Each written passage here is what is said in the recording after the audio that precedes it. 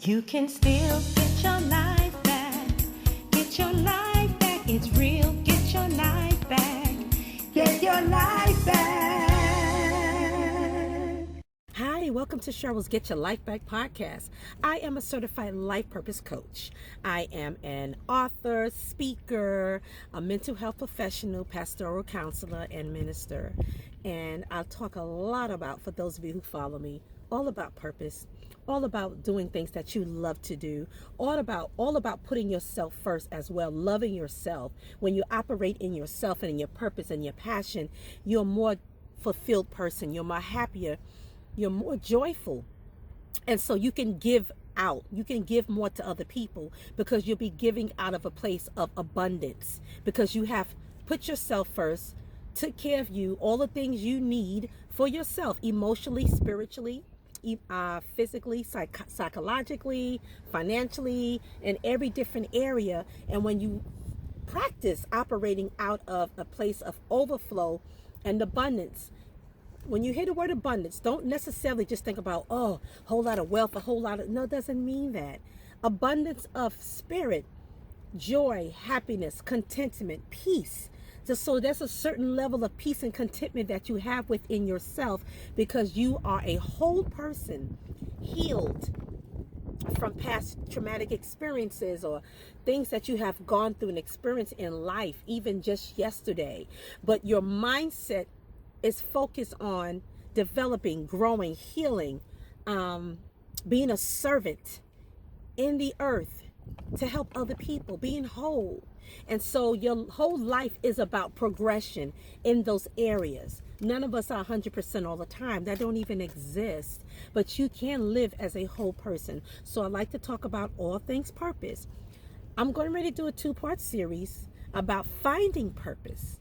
And so I'm all about finding purpose and passion so that you can pour out from a full place, not an empty place.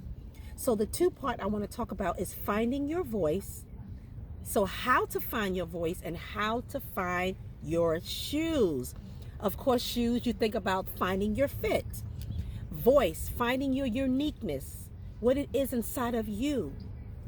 So the first stage to finding your voice is the experimental stage. Because a lot of times, and I've been hearing a lot of this lately, which is the reason why I really wanted to start talking about this. Sometimes we allow fear to cripple us. This is why I say, behold, being healed from things such as fear, because it can be very crippling. And so you want to allow yourself to even get out and experiment. How are you going to find your voice if you don't experiment? Hey, daughter. Hi, Mom. So this is going to be a video and an audio podcast, which is great. But if you don't allow yourself to even experiment, so I talk a lot about changing the language. So you have to tell yourself, allow yourself to make mistakes and say, you know what, I'm going to step out and just do it. I don't care if I make mistakes. I'm just going to embrace it because I see it all as a learning lesson. And who knows who I might meet to come along my journey and help to enhance all of what I'm doing. So expect help to come, and God will send you help. So the experimental stage is very important because you allow yourself to experiment, to find your voice, whatever that is. And you can't do that unless you practice and experiment. So that's a stage. That's trying and testing your ideas, your visions, your dreams, and you're testing it out. It's like a product, right? You want it to be really good, of quality. You have to create. You have, even whether it's a product or a service, you have to practice it. Sometimes companies get what they call testers to test out something, to see how effective it was and how effective it is, and then they can tweak it after that. You won't know until you step out and try. And so you have that testing group, your audience, whatever that looks like for you. So that's the experimental stage of your dreams, your visions, your goals, your gifts, your talents, your ideas. Got to go through the experimental stage. The next stage is, again, this ties into what I just said. You have to practice it. That's fine-tuning it, making it better, improving. How many times do companies put out products where they're have to improve, or they come out with the brand says new and improved. But before they got to the stage of new and improved, they had to go through the experimental stage to get it out there and then work on improving the product or service. So I need you to, right now, we kind of tearing down strongholds. So consider it's like almost like a deliverance session in a sense, where you start to think differently, you start to speak differently, and that's how you start to tear down things that you allowed to hold you back, your mindset, your thoughts. You worrying about things you can't even control, or thinking about things that haven't even happened yet. You automatically cancel stuff before you even give it a try. That's the mindset I'm speaking about today.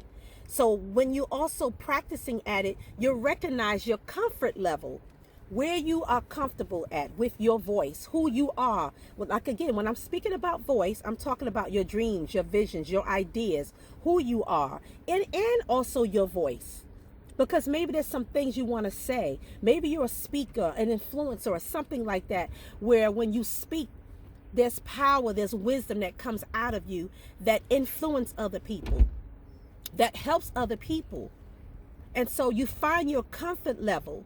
So that's where the practice part does. It helps you to do that. You recognize it and then you work on that. And the next stage is an enhancement stage. This is where you grow. See how everything ties together? You grow in your comfort level. And what's important too to remember is that you are not comparing yourself to other people's voice, message, whatever it is that they possess about them, what makes them unique about them. You focus on you. Everybody has something valuable and different and unique. And so it's the same thing like a singer, a vocalist. Finding your own voice, and that brings me to my next stage, the next point, singing and speaking in your own voice. Because if you try to sing in the wrong key and you haven't even, now those things can happen, but again, that's a process. That takes development. But in the meantime, right now, speak in your own key so you won't hurt your voice, you won't hurt yourself, and you won't diminish your own uniqueness. When you try to mimic somebody else's thing, whatever that thing is, you diminish and devalue what you have. Remember, you're trying to find your voice, your own uniqueness, which leads to finding purpose. And so that's the last stage as far as how to find your voice, your own uniqueness, not singing in the wrong key, not speaking what somebody else is speaking when it's not really the message that you carry. Believe it or not, beloved, you carry a message. I'm trying to help you find what that message is. And so allow yourself to go through these stages. And I'm telling you, it's going to help you. It's stuff that I've done. It's stuff that a lot of people you see do all of the time, whether they acknowledge it or recognize that they're actually going through the different phases of development to finding their voice. This is what they go through. You got to step out there and do it. So a quick wrap up. Experimental stage. Practice at that experimental stage to help you find your comfort level. Enhancing and growing in your comfort level. Learning to speak and sing or whatever. I just use singing as a comparison. Finding your voice. Not hurting your voice, not diminishing or devaluing it by trying to be like somebody else. Because when you do that, you will not be authentic. You'll be copying. And then you really would fit into the, what you call that? I just spoke about that in another podcast. It's when you're not authentic. It's when you deal with the imposter syndrome. That's what it is. Imposterism or imposter syndrome. You are not real. You're not being yourself.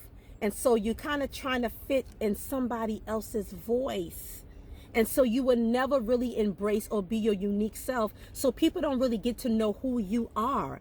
And so I don't want you to even devalue your own journey and the stuff that you actually gone through yourself. Appreciate your journey. And when you do that, other people will appreciate your journey and they will appreciate you for being your authentic self, because you will make a difference in somebody else's life. So I'm going to wrap up right there. I hope this was helpful to somebody. It is very key to helping you find your voice. And I'm going to come back with the next episode with helping you find your shoes, finding your fit. That's going to be the next episode. Thank you again for tuning in to Cheryl's Get Your Life Back podcast. Please follow me. I'm on all social media, just about. There's so many new things popping up now, but you can find me at Cheryl Howard, Get Your Life Back. If you type in Cheryl White Howard or Get Your Life Back or both together, you will definitely find me out there in the internet streets. I'm so glad to be able to bring you another inspirational and motivational moment. That's what I do. Love you all. Be blessed.